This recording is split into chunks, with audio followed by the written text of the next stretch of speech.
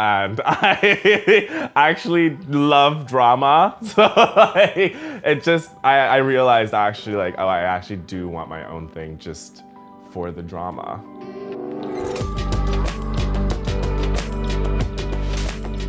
Hi, I'm Chet Lo. I am a Chinese American designer originally from New York and now living in London. I definitely didn't go into university thinking I was going to reinvent anything. I was like, I don't think that highly of myself. I walked into university being like, I hope I survive. And I was very much like, I just want to be able to make money from my passion in life. During like classes, everyone would be teaching like the classic knitwear stuff. And I found myself really bored. Not because it's not beautiful, but because it's so tedious. I just naturally was more inclined towards like really weird knitwear techniques that kind of were really unwearable at a certain point or like were ridiculous looking. And then from there kind of like tried to see, like play with that and see like how we can make something that's so unwearable into something that is wearable, you know? I think what inspires me is very much like, I say my heritage all the time. I know it's very vague and very broad, but specifically that idea of like retrofuturism that you can find in like 80s anime. Because you can like, if you watch it, like a lot of anime has so much like, kind of like, it's also grainy, it's also like the visuals of it are also like old, but then they're all talking about robots and like aliens from the future and all this kind of futuristic stuff. And I find that juxtaposition like so beautiful. The narrative of my own kind of story or anime would very much be the nerdy kid who got picked on all the time and then blossomed into a sexy being alien and flew off into a distant planet to save universes. That's what I would do. Working with celebrities, most of the time it starts off with their stylists reaching out to younger designers or anything like that. And so Michaela Cole's stylist reached out to me and was like, oh, we want to loan some stuff for this magazine. And I was like, okay, sure. And then it ended up happening and I was like, oh my God, that's amazing. But no, with Kylie and stuff, that like her stylist reached out to me and like, she was like, oh yeah, like we want this for Kylie Jenner. Like, can we do a custom? And I was like, oh my God, yeah. So basically the durian fruit is a Southeast Asian fruit.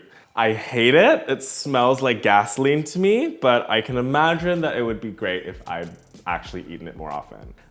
It stinks to high hell. It's a very acquired taste. I think if you were born and raised eating it, it tastes amazing. My mom's obsessed with it. She loves it as an ice cream. She loves she just loves eating it raw. Finding that link between something so kind of like alien-esque, but something so like culturally significant to me was a really nice juxtaposition. And so that's kind of why I really dove into this kind of durian fruit inspiration.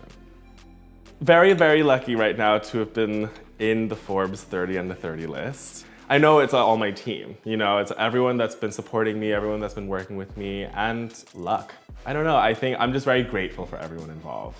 So, what does the design process look like? How about I show you?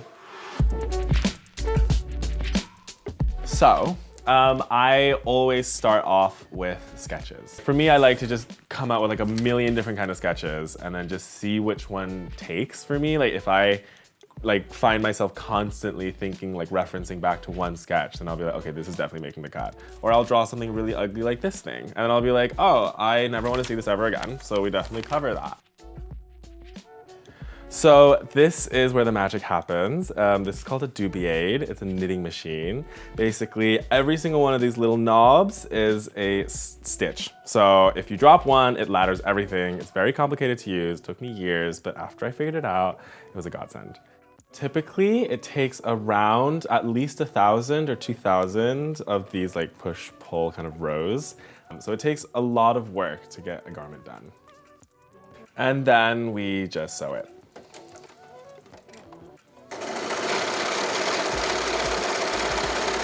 I love working with everyone in pop culture, but I think my main one, I've been so obsessed with two people ever since I was like a wee babe, and that was Lucy Liu. She birthed me.